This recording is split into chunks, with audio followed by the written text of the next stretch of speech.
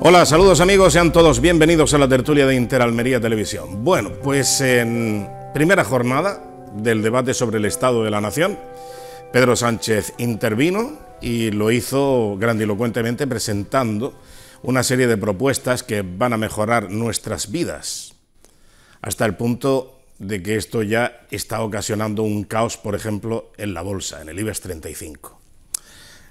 ¿Cómo explicarlo? Miren ustedes, Pedro Sánchez, una de las medidas estrella que ha propuesto ha sido que a partir de septiembre va a haber un bono gratis total, para los usuarios de trenes de cercanías y de media distancia.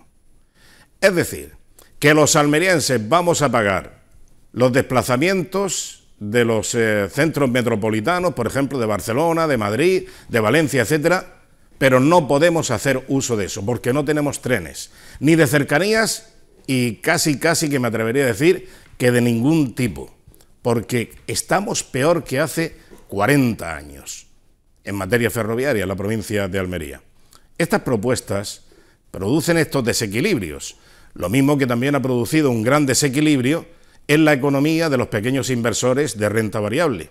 Y me refiero a aquellos que pueden tener acciones de una compañía eléctrica. Hoy Pedro Sánchez ha producido una avería de 14.000 millones de euros en la bolsa, que ya mira a la cota 7.000. Sí, está ya mirando a la cota 7.000. Así están las cosas. Y estas son las ofertas de Pedro Sánchez. Un impuesto a las eléctricas, que también se va a extender a la gran banca.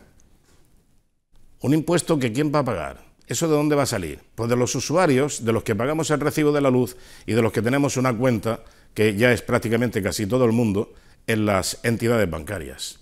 De ahí va a salir el dinero. O sea, que por un lado te doy una pequeña ayuda, pero después te estoy sisando el triple con la otra mano.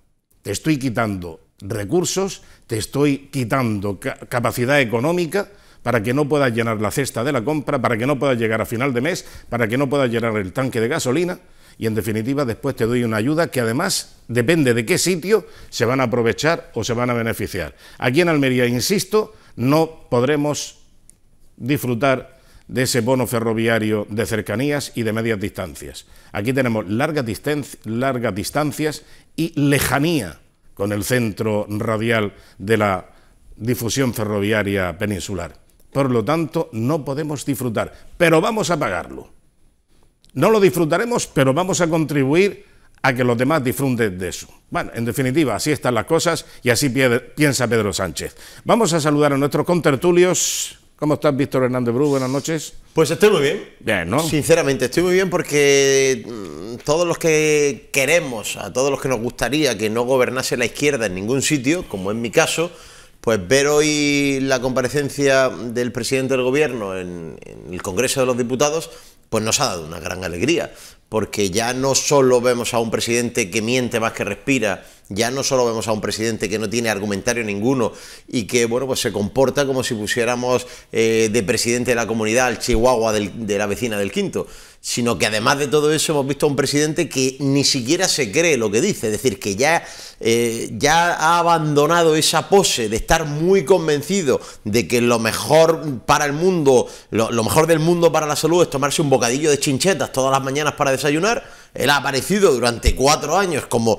convencido de que las chinchetas por la mañana para romper el ayuno son lo mejor para el cuerpo humano, pero ahora ya incluso ha abandonado esa pose, es decir, ya no se cree lo que dice, no se cree los dibujos que le ponen en los gráficos, no se cree nada. Y hoy, tú te refieres a la segunda intervención después de Cuca Gamarra, ¿no? Después de Cuca Gamarra. Ha sido terrorífico, ha sido lo peor que yo he visto en un parlamento nunca, y como decíamos antes fuera de emisión, he visto muchos plenos de muchas instituciones, nunca he visto un presidente tan desnortado, tan perdido, tan falto de confianza, etcétera, etcétera. Tanto es así que ya se empieza a decir que el gran ganador del debate sobre el Estado de la Nación ha sido alguien que no estaba allí, y no me estoy refiriendo a Alberto Núñez Feijóo, me estoy refiriendo al anterior asesor de Moncloa, que efectivamente ya no está allí y que estoy convencido de que Iván Redondo se ha pegado una buena panzada de reír esta tarde cuando está viendo la tele. Es posible. José Fernández, buenas noches. Muy buenas noches. ¿Qué tal? ¿Tú también has seguido en parte? Del principio a fin, ya. con gran emoción. Sí. Con gran emoción. Mira, Pedro Sánchez es doctor en economía, ¿no? Sí. Bueno, con fraude. Bueno, Sí. pero yo creo que hasta el Chihuahua del quinto, que decía nuestro amigo Víctor, sabe algo básico en economía. Y esto lo recuerdo. Cuando alguien dice gratis, quiere decir que alguien lo paga. Usted, sobre todo. Hay que recordarlo a la gente porque como Sánchez ha convertido el ejercicio del gobierno en un ejercicio de resistencia, pues entonces está a la que salta tratando de buscar el nicho de voto, y ha detectado que los usuarios de las grandes ciudades que tienen trenes de cercanía, pues es un sector en el que favorablemente una medida de este tipo, esta pirotecnia populista, le puede resultar. Y ha tirado por ahí, ha dicho, venga, trenes gratis. O sea, el trenes gratis no existen. Los trenes gratis significa que los que no van en el tren lo pagan, como vamos a hacer los almerienses, que no tenemos tren, pero se lo vamos a pagar a los señores de Madrid o Barcelona que necesitan utilizar las cercanías. En eso consiste el gratis total, sobre todo porque ahora han salido muchos palanganeros a decir, ¡ay, qué bien! ¿Cómo se nota un presidente que cuida a la gente? Que nadie quede por detrás ni por delante. Este tío miente por todas las maneras. Y entonces están muy emocionados tratando de mantener un poco el estado de ánimo en un gobierno que hoy ha vuelto a dar unas señales inequívocas de estar dando las últimas boqueadas, de estar en un estado de auténtica descomposición. Dicen que es un gobierno fuerte, que está unido, es un gobierno que está dividido incluso físicamente, los gestos, las caras, los aplausos denotan que hay dos gobiernos en uno, incluso podríamos hablar de tres, porque dentro de la sección del sector más izquierdista del gobierno, Yolanda Díaz, Super Yoli, está tratando de encabezar un movimiento que va un poco en contra de todos, a lo mejor para acabar convergiendo con Pedro Sánchez en una coalición de futuro. Nunca se sabe. En todo caso, el debater sobre el estado de la nación ha sido un nuevo ejercicio de pirotecnia populista que demuestra que el presidente del gobierno, que venía tan solo hace unos días de espeluznar a más de media España, anunciando la existencia de dos naciones en una que presuntamente preside este sujeto, que son España y Euskadi, dos países libres. Según este tío, sí. España y Euskadi son ahora dos naciones libres y en paz. Son dos países, dijo España y Euskadi. Me parecen pocos dos, te lo digo. Son dos países. Yo creo que España y Euskadi son tres países. No, hombre, ahí estaba sentado en el Banco Azul el ministro de Cultura y Danza, Miquel Iceta, que antes de ser... muy grato volver a verlo. Que hacía mucho tiempo que no lo veíamos para nada. Sí, muchos sitios también estaban muy de acuerdo con eso. Que dijo antes de ser ministro que le salían 9 naciones en España, con un par. O sea, bueno, pues este es el tipo de gente que nos gobierna, que está haciendo de lo que tenía que ser un ejercicio de gobierno y gestión, pues un ejercicio de funambulismo y de resistencia. No es un gobierno, es una ventosa. La resistencia es magnífica. Lo que pasa es que se supone que este gobierno está para solucionar el problema de los más necesitados. Pedro Sánchez. Sí, mira, Antonio, perdona que te interrumpa porque es que creo que esa es la clave. Es decir, hay dos maneras de ver la vida. Una es la fácil. Es decir, mire usted, ¿cómo solucionamos el problema de quien tiene menos? Pagándole más. Eso, o sea, a mi hijo de 6 años, con el que el domingo estuviste compartiendo una jornada maravillosa y supongo que todavía te acordarás, les dice, bueno, si uno tiene poco, ¿qué hay que hacer con él? Mi hijo diría, hay que pagarle más. Claro, es evidente. Exacto. Y luego hay otra manera, digamos, más compleja de ver las cosas, a lo mejor más tiquismiquis, de gente que le gusta dar vueltas a la cabeza, que a lo mejor dice, bueno, vamos a ver. Y podríamos buscar un país, no sé, en los últimos 2 siglos, que con la fórmula de pagarle más a la gente haya hecho que esa gente sea más rica, es decir, que no que tenga más dinero, sino que pueda comprar más cosas con el dinero que tiene. No hay ni un solo ejemplo en los 2 últimos siglos, por no decir en la historia universal. No hay ningún ejemplo, por una razón muy sencilla, porque cuando tú necesitas pagarle más a la gente, eso se llama dinero.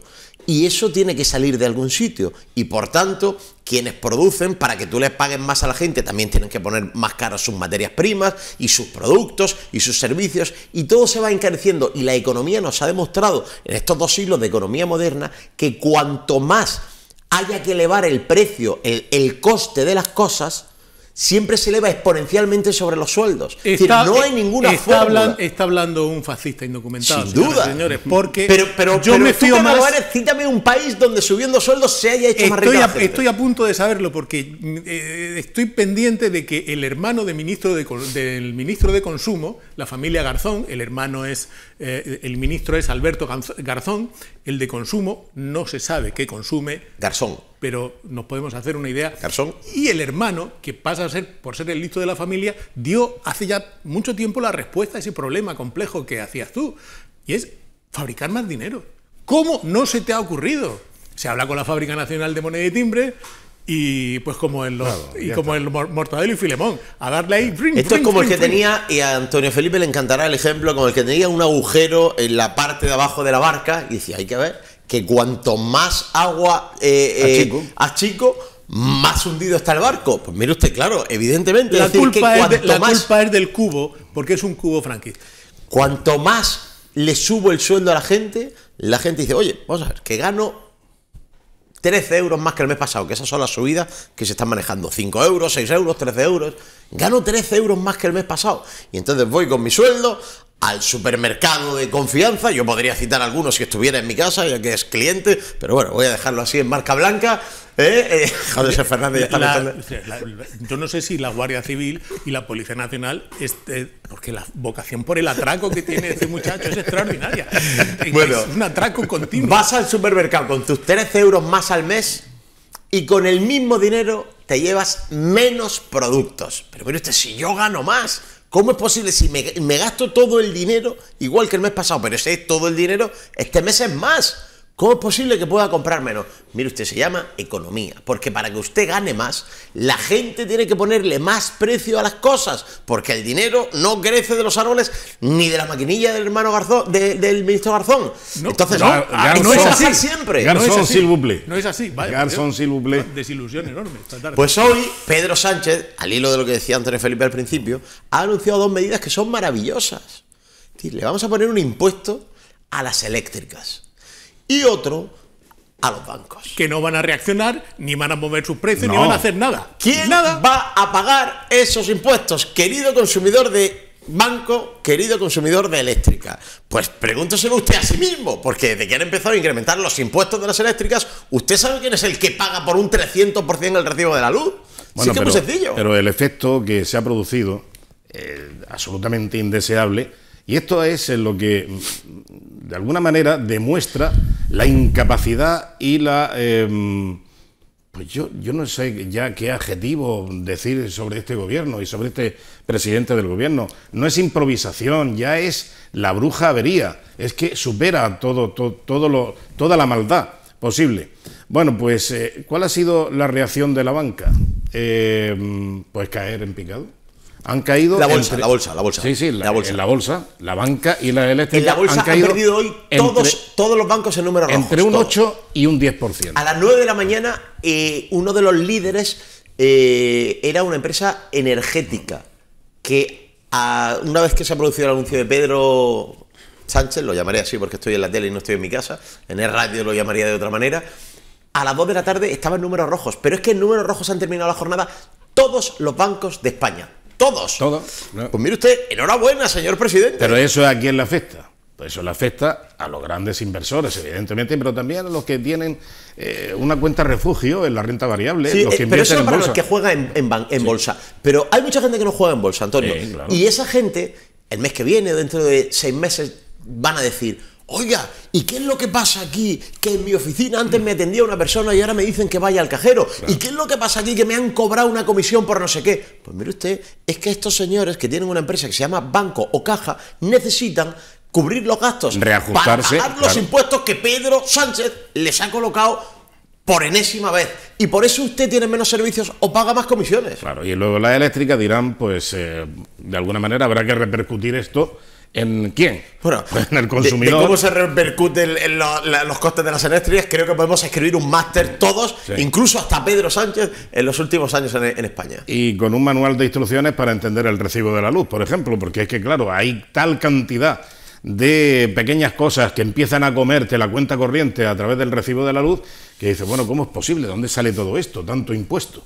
En fin, bueno, ¿alguna cosa más? ¿Alguna consideración sobre el debate? Es cierto que las encuestas están castigando de una manera infrahumana y sobrehumana a todos los partidos de la izquierda. Pero aún así a mí me sigue asombrando que la gente, no ya por no creerse la teoría que le quieren vender unos u otros, o que le queremos vender unos u otros, sino por no comprobar, por no hacer las cuentecitas en su casa, haya gente todavía que esté pensando en votar al Partido Socialista o al Partido Comunista. Me parece tremendo, porque al final esa gente que, en términos de sociología, suelen ser clases menos favorecidas, son los que están pagando la mayor parte, el mayor porcentaje de la factura de este gobierno destructivo para la economía. No. Ellos son los más perjudicados, los damnificados de estas medidas vendidas como positivas para la clase trabajadora, que lo único que hacen es hacer más pobre a la clase trabajadora,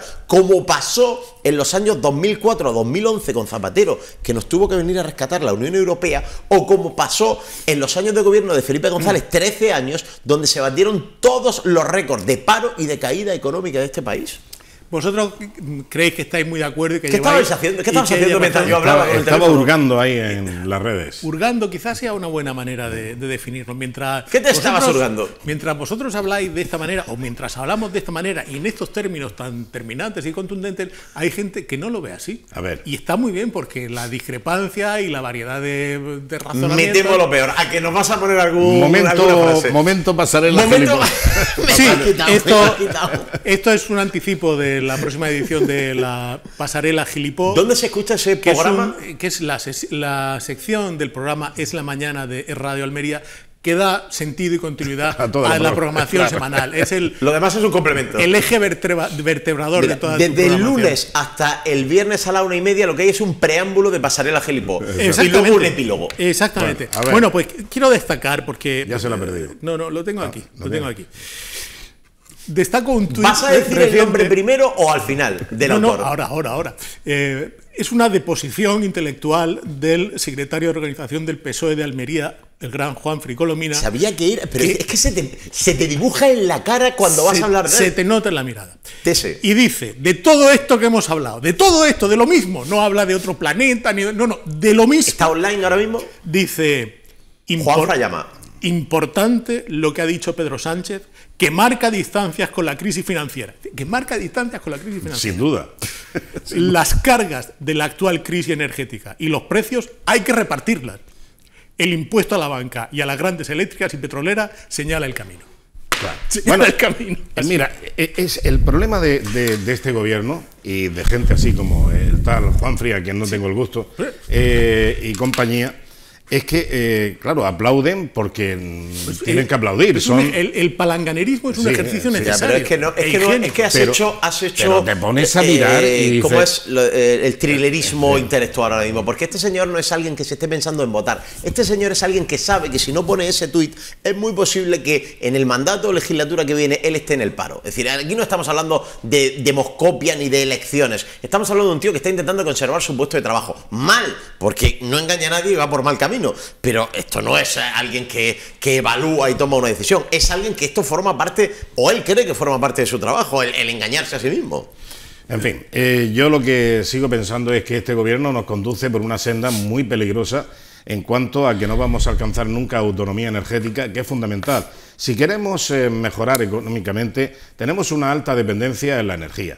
Alta, ¿no? Total, absolutamente. Sí, y lo vamos a ver cómo se recrudece ahora con una cosa que le llaman obras de mantenimiento o paralización por mantenimiento del gasoducto del Báltico, que es el que nutre de gas natural desde Rusia hasta Alemania. El grifo. Entonces, claro, ese gasoducto, el problema es que cíclicamente, cada año, y concretamente por estas fechas, no sé si será el mismo 11 de julio, pero por estas fechas, requiere 4 o 5 días de mantenimiento.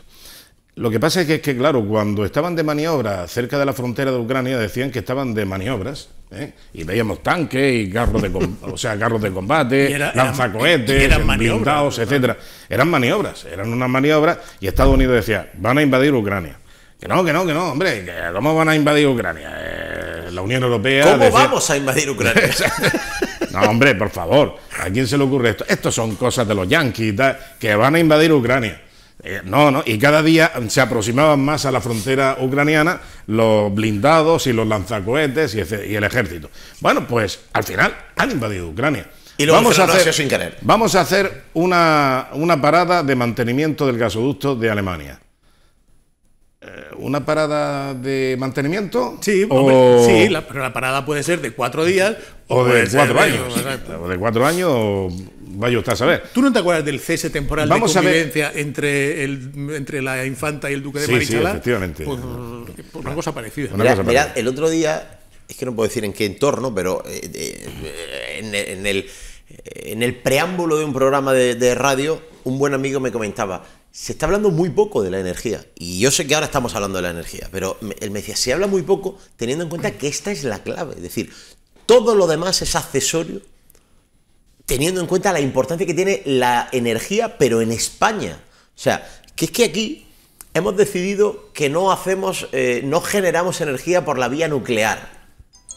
No sabemos muy bien todavía por qué, porque nucleares hay al sur de España, nucleares hay en el norte de España, y cualquier catástrofe nuclear en ese ámbito nos afectaría exactamente igual que si la central estuviera en la Gran Vía de Madrid.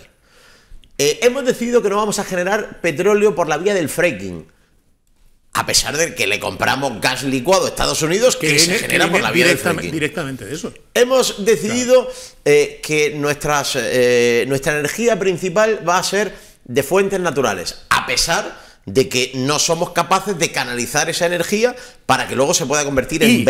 almacenarla. Por eso digo, canalizarla, almacenarla, y sea realmente útil. Y a pesar de que tenemos esa pedazo de crisis energética, a pesar de que hemos multiplicado el precio de la energía, ahora mismo ya no sé por dónde andará la media, pero seguro que por encima del 300%.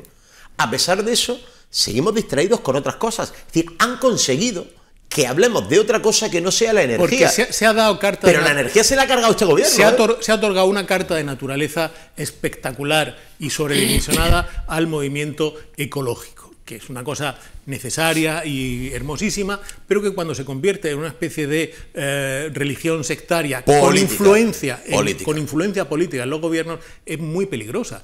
En Almería tenemos un ejemplo extraordinario de lo que supone esto. El Hotel Algarrobico. Bueno, me vais a destrozar el artículo de mañana. Bueno, en fin.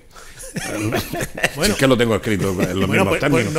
No nos hemos puesto de acuerdo, y esto me preocupa. No, es que menciono lo del Hotel del Algarrobico, precisamente está desviando un recurso tan importante como es el turismo, claro, para otras latitudes, cuando aquí se precisa y se necesita urgentemente un crecimiento del turismo. Y ahora, con la amenaza de que van a multar al alcalde de Carbonera diariamente, mientras que no se derribe el Algarrobico. Mire usted, si es que derribar el Algarrobico es condenar a ese entorno a la miseria por los siglos de los siglos. Siempre hago es la que misma pregunta. Es más aconsejable reanudar la obra, terminar con la obra, ponerlo en funcionamiento y dar trabajo, que falta hace, a 600 personas, trabajo directo, 800 indirectas, y tener allí una media de otras 800 personas ocupando el hotel y gastándose el dinero, y además de fuera de España seguramente, y fuera de Almería. En Carbonera no nos ven, o se puede ver haciendo un esfuerzo técnico a través de la web, pero en todo caso, si tiene algún amigo en el pueblecico, pregúntenle: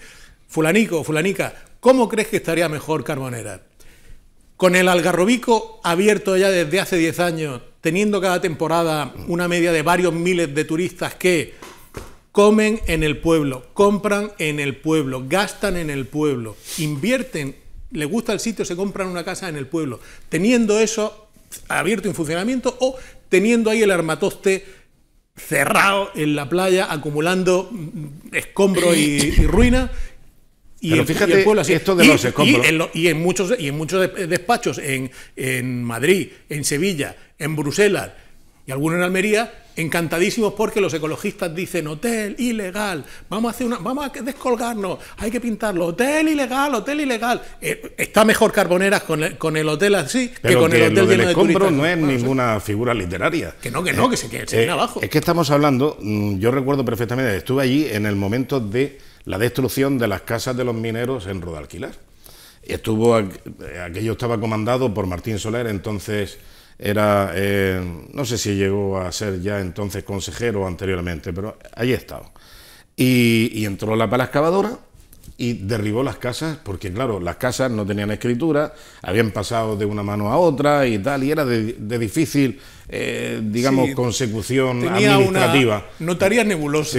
Sí, exactamente. Bueno, pues resulta que allí dejaron un montón de escombros y dijeron, ahora ya poco a poco se va a restaurar el entorno y tal, y no sé qué, no sé cuánto. Yo fui, pues el año pasado, siempre voy todos los años, pues el año pasado estaban todavía los escombros. Ahora estaban los escombros con más cochambre y habían nacido hierbajos, etcétera, etcétera. Ese es el modelo que tenía la Junta de Andalucía del Partido Socialista. Y gracias al Partido Socialista y la Junta de Andalucía, el modelo que hay con el Hotel del Algarrobico es ese, dejar allí otro montón de escombros y obligar al pueblo a que sufra, ¿sabes? Y que no tenga una posibilidad de establecer un poco un equilibrio de la balanza. Por un lado, hacia Levante tienen la zona industrial, o sea, hacia Poniente tienen la zona industrial y hacia Levante tienen una zona que podría bascular un poquito y equilibrar la balanza con un desarrollo turístico. Antonio, esta es la última tertulia de la temporada, ¿no? Sí, sí. Lo digo porque... Antes de las vacaciones. Me gustaría, presumiendo que vamos a volver todos en septiembre cuando sea la nueva temporada, que es mucho presumir. Eso está por ver, lógicamente. Como diría Pedro Sánchez, hay fuerzas oscuras. Hay cenáculos. Hay cenáculos de poder. Todos los autócratas, como Franco, como hacía Franco, siempre ve confabulación judeomasónica o otro tipo. El otro día estuve en un cenáculo donde había gente fumando puros, lo que pasa que era a mediodía, pero había gente fumando muchos puros. Pero llevaban levita y chistera como los dibujaba Chumi Chumi. Llevaban bañador de flores. Pero que hay cenáculos de poder, núcleos y radiadores oscuros. Vamos a dejar lo del puro y lo del cenáculo para otra ocasión. Que estarían encantados de que esta fuera nuestra última tertulia, pero de verdad, pero la última. Bueno, yo teniendo en cuenta que es la última tertulia, voy a darle la oportunidad...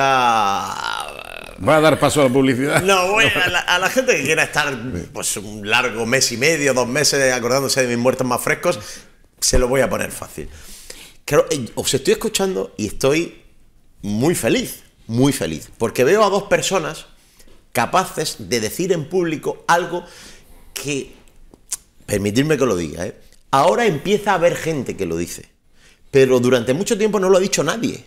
Es decir, durante mucho tiempo yo me he encontrado con gente que decía, hombre, lo del Algarrobico la verdad que es una barbaridad. Lo que pasa es que ya que está, pues lo podían dejar, pero ha sido una barbaridad. Y yo desde el minuto 1 del Algarrobico, como suelo meterme en jardines y luego pasa lo que pasa... No, tú no. Me meto en jardines, en vallas, en pancartas, en fin, lo que haga falta. Mi concepto... Además, yo estuve una vez reunido con un alcalde de Carboneras y con el dueño de la promotora de Azata del Sol. Y yo desde el minuto 1, mi concepto ha sido el mismo. Esto es una maravilla. Y el Algarrobico es una maravilla. Es decir, una maravilla del siglo XX o del siglo XXI. Es decir, una atalaya sobre el mar con unas vistas espectaculares, con una construcción arquitectónica, bueno, creo que más que notable, y luego desde el punto de vista socioeconómico, un generador de ingresos, etcétera, etcétera. Pero es que aludíais al ecologismo, y el ecologismo ha conseguido lo que la izquierda en general ha conseguido en muchas cosas. Es decir, durante mucho tiempo, decir que construir un hotel a la orilla de la playa era una maravilla, era ser un bárbaro, un retrógrado, un fascista, etcétera, etcétera. Decir que la ley integral de violencia de género es una ley anticonstitucional y discriminatoria te convertía automáticamente en un fascista. Machista. En un machista. Decir que la ley de memoria histórica, que ahora ya va a ser de memoria democrática, era una aberración histórica, te convertía en un fascista, ahora sí. Decirle que no a un señor que tiene otra raza diferente a la tuya te convierte en un racista, aunque sea lo que le has dicho que no.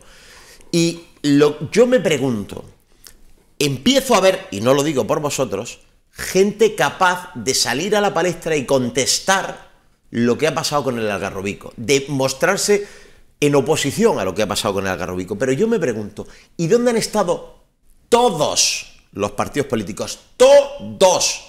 En los últimos 20 años en el caso del Algarrobico, porque no ha habido ninguno que haya salido a la palestra a liderar un pensamiento como el mío. Señores, eso se tiene que poner en funcionamiento, entre otras cosas porque ha tenido todos los permisos administrativos y porque no atenta absolutamente contra nada que no sea el negocio del ecologismo económico. ¿Dónde han estado? El lobby del para terminar, como ilustración de este momento de la tertulia muy brillante, por cierto, ruego encarecidamente a los espectadores que entren en Google, en YouTube o en donde quieran y busquen Parador del fin del mundo, Muxía, Costa da Morte. Es decir, esto que se ha hecho mucho después de que se cerrara el Algarrobico es lo del Algarrobico, pero en la Ribera Sacra. Claro. Ya. En Galicia. Otra maravilla. Todo. O el Hotel Vela en la, todo el en la, beneficio, en la todo el playa movimiento. De la Barceloneta. Pues que entren, que lo vean y se pregunten, ¿por qué esto en Galicia sí y en Andalucía no? Ya. ¿Por qué? Si yo quiero gastarme el dinero en unas vacaciones y quiero ir ahí, ¿por qué no puedo ir a Carboneras?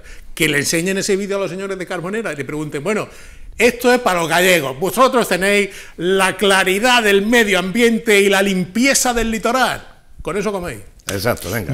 Perdonadme, yo fíjate que me parece muy bien traído los ejemplos y voy a hablar de otra época, voy a hablar de otro momento histórico, de otro siglo. Pero muy brevemente. Hace mucho tiempo.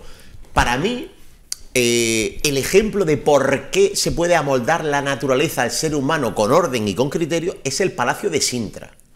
¿Cuántos árboles hubo que talar en su momento, hace siglos, para hacer el Palacio de Sintra? Ahí me gustaría pues ver a los ecologistas diciendo que hay que tirar el Palacio de Sintra y repoblar arbóreamente toda esa zona en el centro de Portugal para que reestructurar el equilibrio ecológico de la zona.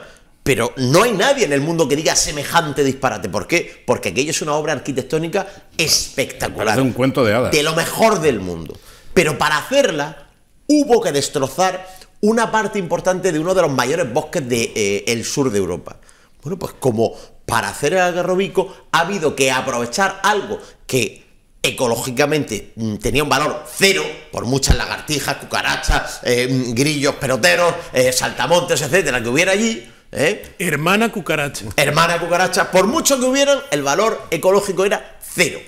Pues, y aquello se le podía haber dado un valor económico, paisajístico, arquitectónico e incluso yo diría artístico. Pero es que lo que tú dices de Sintra es anterior a lo que posteriormente se hizo, por ejemplo, en Ericeira, un palacito que se interna en el mar, o en Óbidos, por ejemplo, que tiene una cantidad de ejemplos en el mundo, hay muchísimos. Y aquí los únicos tontos que no pueden hacer nada son los de Almería. Somos nosotros. ¿Qué pasa? ¿Es que para comer bacalao tenéis que ir a Portugal? No, Lagosta Suada. Bacalao dourado. En Óbidos, en Ericeira.